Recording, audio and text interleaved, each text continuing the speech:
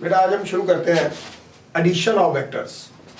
जो addition of vectors है ये कई मेथड से होती है। सबसे पहले जो एडिशन ऑफ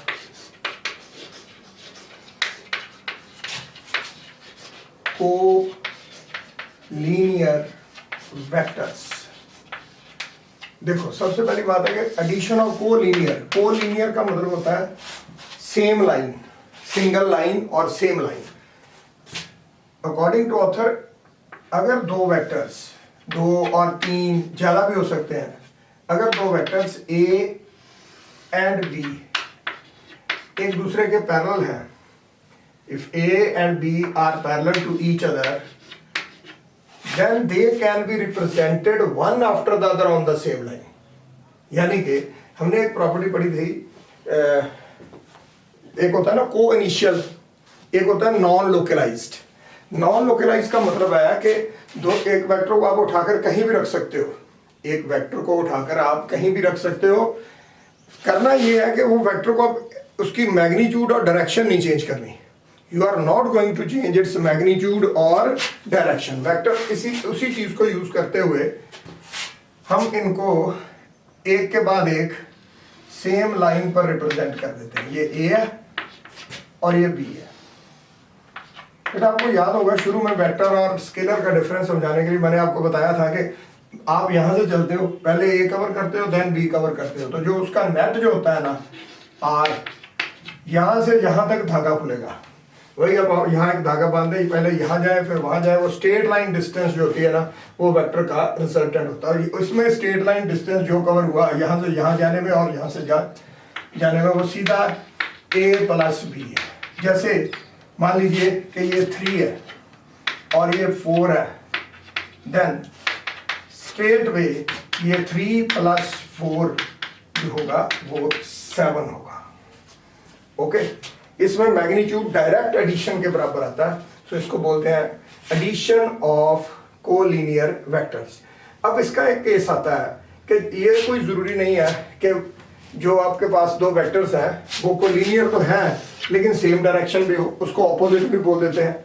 इसी का केस होगा या स्पेशल केस होगा if vectors are opposite. If vectors are opposite। देखिए अब इसमें भी दो चीजें हैं। जैसे आप ये देखिए कि A इस तरफ है और B इस तरफ है। दूसरी बार ये हो सकता है कि B इस तरफ है और A इस तरफ है। ठीक है जी।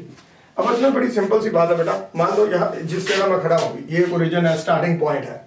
मैंने यहाँ एक किसी नेल के साथ, कील के साथ एक धागा बांध लिया है। अब मैं 10 फीट आगे जाता हूँ, राइट, 10 फीट आगे जाता हूँ, धागा भी 10 फीट खुल जाएगा। उसके बाद मैं 6 फीट वापस आ जाता हूँ यहाँ। ओके, अब 10 फीट आगे गया, 6 फीट में वापस आया तो धागा तो 4 फीट ही रह गया ना। कहने का मतलब ये है कि अगर ऑपोजिट वेक्टर्स हों फिर वो ऐड नहीं होते, वो सब्ट्रैक्ट होते हैं। If vectors are opposite, so इसको हम एडिशन ऑफ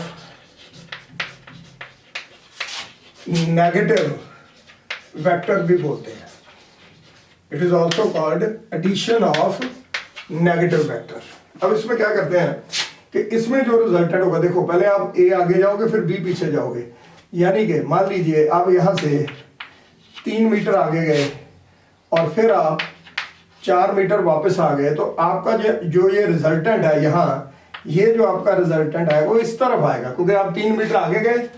मान लीजिए ये ओरिजिन है, मैं 3 मीटर आगे जाऊं और फिर मैं 4 मीटर पीछे आ जाऊं, तो वो जो स्टार्टिंग पॉइंट था उससे मेरा रिजल्टेंट इस तरफ आ रहा है, तो रिजल्टेंट की डायरेक्शन ये होगी। ठीक है, इसको हम लिखेंगे a plus minus B, a plus minus B. Vector में सब्ट्रैक्शन डायरेक्ट नहीं होती क्योंकि वो एंगल से होती है। आपको आगे ट्रायंगल नाम में पता चल जाएगा कि हम अपनी तरफ से एडिशन ही करेंगे, लेकिन जैसे एंगल एक्यूट होगा तो वो एडिशन होगी, ऑब्ट्यूज होगा तो वो सब्ट्रैक्शन होगी। अभी मैं थोड़ी देर में क्लियर करता हूँ। अच्छा, इसमें ये हो गया। अब इसमें क्या है कि पहले आप 4 मीटर आगे जा रहे हैं, 3 मीटर पीछे जा रहे हैं। देखिए अगर मैं यहाँ से चला, मैं 3 मीटर आगे गया, राइट, मैं यहाँ आ गया, ठीक है। अब मैं 4 मीटर वापस जाता हूं तो जहां से मैं चला था उससे भी पीछे चला गया। इसका मतलब मेरा नेट जो है वो इस तरफ बचा। अब इसमें क्या है कि अगर 4 मीटर में आगे जाऊं और 3 मीटर में पीछे आ जाऊं, मैं यहां से चला, यहां तक गया, फिर यहां वापस आ गया, राइट। इसमें ये ओरिजिन है स्टार्टिंग पॉइंट, इसमें ये ओरिजिन है। ओरिजिन से पहले मैं आगे गया, फिर मैं वापस आया। सो ओरिजिन से अगर देखें तो रिजल्टेंट इस तरफ बचा। इसमें ओरिजिन से पहले मैं आगे गया लेकिन वापस मैं ओरिजिन तक नहीं आया, अभी मैं इतना आगे ही हूं। इसका मतलब है इसमें ओरिजिन से जो रिजल्टेंट होगा वो ये होगा, ये जो आर होगा, ये इसको लिखेंगे हम ऐसे ही, a प्लस माइनस बी, है ना, a प्लस माइनस बी। इसको b प्लस माइनस ए लिखने की जरूरत नहीं है ना। इसमें कौन सा पहले कवर किया वो अलग बात है, राइट। हाँ, अब चाहे तो लिख भी सकते हैं, लेकिन उसमें देखो ये b मैंने लिखा इसलिए है कि हम ये भी तो कर सकते हैं, पहले यहाँ आए फिर इस तरफ जाए, ये उसकी कोई बात नहीं है। इसको हम लिखेंगे a प्लस माइनस बी, लेकिन दोनों का मीनिंग क्यों डिफरेंस आ रहा है, यहाँ देखिए, यहाँ जो रिजल्टेंट है, अगर मैं इसको बेसिक जो हमारे पास मेथड है डायरेक्शन फाइंड आउट करने का, कि right side positive, left side negative, up positive, down negative, ये एक हमारी एक कन्वेंशन है। सो इसमें जो रिजल्टेंट है, ये देखिए 3 आगे जाना, 4 पीछे जाना, तो इसके में से जो रिजल्टेंट है वो -1 होगा, वो -1 होगा, ठीक है जी, ये देखो। और अब इसमें क्या है कि अगर हम इसको ऐसे लें, देखिए ये टुवर्ड्स राइट ये +3 है ना, और नेगेटिव डायरेक्शन में ये -4 है। ये माइनस ऑलरेडी लिख दिया है, इसके लिए यहाँ माइनस आ जाएगा, -4, इट इज -1। लेकिन अगर आप यहां देखें तो इसमें क्या है कि a नेगेटिव है, -3 + 4, इट इज +1। आपने इसको ऐसे नहीं देखना कि हमने ये नोटेशन कैसे लिखी है, आपने इसको ऐसे देखना है कि ओरिजिन से राइट साइड यानी कि पॉजिटिव साइड पर मैं 3 मीटर गया और नेगेटिव साइड पर मैं 4 मीटर वापस आया, इसलिए रिजल्टेंट -1 है। और यहां मैं राइट साइड 4 मीटर गया यानी कि पॉजिटिव साइड 4 मीटर गया और नेगेटिव साइड 3 मीटर आया, तो यहां नेगेटिव की तरफ नेट डिस्प्लेसमेंट ज्यादा है, रिजल्टेंट इसलिए नेगेटिव आ रहा है। और यहां ये जो है पॉजिटिव की तरफ नेट डिस्प्लेसमेंट ज्यादा है, इसलिए रिजल्टेंट पॉजिटिव आ रहा है। बाकी मैथमेटिकली इस चीज की कोई प्रॉब्लम नहीं है। मैथ्स में आप जो फाइनल माइनस इनिशियल करते हैं हमेशा, उसमें डायरेक्शन ये भी पॉजिटिव हो सकती है, ये भी पॉजिटिव हो सकती है, वो फर्स्ट वेक्टर के अकॉर्डिंग देते हैं। फिजिक्स में हमें इस कन्वेंशन का थोड़ा ध्यान रखना पड़ता है। चलिए, ये एक बात हो गई। सो उसमें एडिशन और कोलिनियर वेक्टर में सेम डायरेक्शन में 2 वेक्टर हो, अगर वो सेम डायरेक्शन में हो तो ऐड हो गए, ऑपोजिट में हो सब्ट्रैक्ट हो गए। मीनिंग स्कूल के लिए इतना ही है, if 2 vectors are in same direction they get directly added, if they are opposite they get directly subtracted। and here अगर हम एक चीज को ध्यान से देखें, जो रिजल्टेंट है वो लार्जर वेक्टर की डायरेक्शन में, यहां भी ध्यान से देखिए आप, ये जो 7 है ये इस तरफ है और लार्जर वेक्टर कौन सा है 4, सो 7 and 4 की डायरेक्शन सेम है। Resultant in the direction of larger vector, okay जी। और यहां देखिए 4 इस तरफ है, 3 उस तरफ है, और जो नेट बचा वो किस तरफ है, इस तरफ, राइट। सो इसका मतलब b लार्जर है, तो रिजल्टेंट किसकी डायरेक्शन में होगा, इन the direction of larger vector. फिर b is 4, it is towards left, resultant is also towards left, see that, right. और इसमें या देखिए ये जो रिजल्टेंट है इसको मैं यहां लिख देता हूं -1, राइट। और ये देखिए इसमें 4 टुवर्ड्स राइट है, 3 टुवर्ड्स लेफ्ट है, इसमें जो रिजल्टेंट जो बचा है वो +1 है, ओके। सो देखिए इसमें लार्जर वेक्टर 4 है, रिजल्टेंट जो है वो 4 की डायरेक्शन में है, और यहां भी लार्जर वेक्टर 4 है, रिजल्टेंट टुवर्ड्स लेफ्ट है, और यहां लार्जर 4 है वो टुवर्ड्स राइट है, रिजल्टेंट भी टुवर्ड्स राइट है। ये मैंने आपको 2 तरीके से बता दिया। अब आप मैथ्स में कंफ्यूज नहीं होना है ना।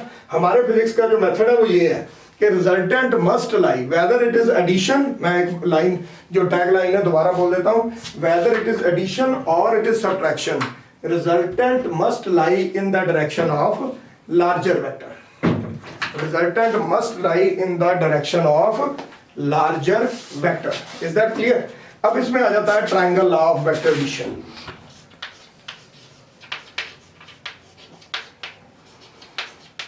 Triangle law of vector addition, ये जो triangle law of vector addition है, ये चीज क्या है? देखिए आपने तो एडिशन ही सीखी है ना, आपको तो यही पता है, ये पता है ना, हम करेंगे भी यही, लेकिन एडिशन होगी कि सब्ट्रैक्शन होगी, उसके दो तीन तरीके देखिए। अब मैं आपको एक सिंपल बात बताता हूं कि अगर आपके पास एक वेक्टर है ए, ऐसे मैंने पहले बताया था, मान लीजिए चलिए ये 4 ले लेते हैं, बाद में उसको ट्रायंगल आपको बाय डेफिनेशन शेप बाद में देते हैं, पहले थोड़ा सा उसके बारे में समझा लें। ये 4 है और ये 3 है, राइट? अगर 4 और 3 के बीच जो एंगल है ये 90 डिग्री है, ठीक है जी। अब आप कहेंगे कि ये एंगल मैंने आउटर एंगल क्यों लिया है? उसका रीजन बेटा ये है, देखिए आपका एक वेक्टर यहां खत्म हो रहा है, उसकी डायरेक्शन थी ये, अब वो इस तरफ चला गया है ना, it takes a turn in the upward direction. ये ऐसे है ना कि मैं इस तरफ जा रहा हूं और इस तरफ जा रहा हूं, फिर मैं 30 डिग्री पर इस तरफ टर्न ले गया। तो आप ये तो नहीं कह सकते ना कि आप इस तरफ जा रहे थे 30 डिग्री, ये नहीं होगा, ये होगा, या 30 डिग्री इस तरफ होगा, ऐसे है ना। देखिए जो मेरी इनिशियल डायरेक्शन है, जो मेरी इनिशियल डायरेक्शन है, वहां से मुझे को बोलेगा 30 डिग्री टर्न ली, या तो मैं इस तरफ ले सकता हूं या मैं इस तरफ ले सकता हूं, ये तो हो ही नहीं सकता कि मैं इस तरफ टर्न ले लूं। सो हमेशा दो वेक्टर्स में आउटर एंगल क्यों लेते हैं कि वो आपकी इनिशियल डायरेक्शन को देखते हैं, फिर कहते हैं कि इनिशियल डायरेक्शन से आप 90 डिग्री मुड़ गए टुवर्ड्स लेफ्ट, है ना, या इसको टुवर्ड्स लेफ्ट इसलिए नॉर्मली हम पॉजिटिव लेते हैं कि वो ये देखिए हम कर्ल करें ना ऐसे, इनिशियल और फाइनल डायरेक्शन तो थंब आउटवर्ड है ना, थंब आउटवर्ड को हम पॉजिटिव लेते हैं, इनवर्ड को हम नेगेटिव लेते हैं। सो इसलिए यहां से यहां तक, ये मैथमेटिकल बात अब नहीं भी फिजिक्स में यूज करें तो कोई फर्क नहीं पड़ता, फिजिक्स में हम सीधा कह देते हैं कि देखिए ये आपकी इनिशियल डायरेक्शन है, ठीक है, और आप फाइनली यहां आ गए। अब देखिए आप यहां से यहां आए ना, फिर यही एंगल हुआ ना, राइट? एक तो ये कंडीशन होगी। अब इसमें ये भी हो सकता है, ये देखिए ये 4 है और आप जो टर्न ले रहे हैं वो 60 डिग्री पर हो, ऐसे कि आप ऐसे जा रहे थे, आपने 60 डिग्री टर्न ली, ये 4 ये 3, राइट? और इसमें यह भी हो सकता है कि आपका 4 इस तरफ है और आपने 120 डिग्री टर्न ले ली। ये देखिए ये 120 अगर है, यानी कि आपका वेक्टर यहां आ गया 3, ये आपका 120 डिग्री है, थीटा, यहां से यहां तक 90 एंड फर्दर 30। अब ये ध्यान से देखिए, अगर मैं एक थ्रेड और धागा यहां टाई करूं, है ना, पहले मैं यहां जाऊं फिर मैं यहां जाऊं, तो धागा तो ऐसे ही खुलेगा ना। So that will be your resultant. लिखूंगा इसको मैं 4 + 3, 4 + 3। अब इसमें क्या है कि अगर मैंने यहां से शुरुआत की, ये 4 है ये 3 है, यहां से शुरुआत की, पहले मैं यहां गया फिर मैं यहां गया, तो ये धागा मेरे पीछे ऐसे थोड़ी जाएगा, धागा तो स्ट्रेट ही होगा ना। अगर आप यहां एक धागा बांधकर चलते हैं, आप कहां से कहां गए, तो ये रिजल्टेंट भी 4 + 3 है, राइट?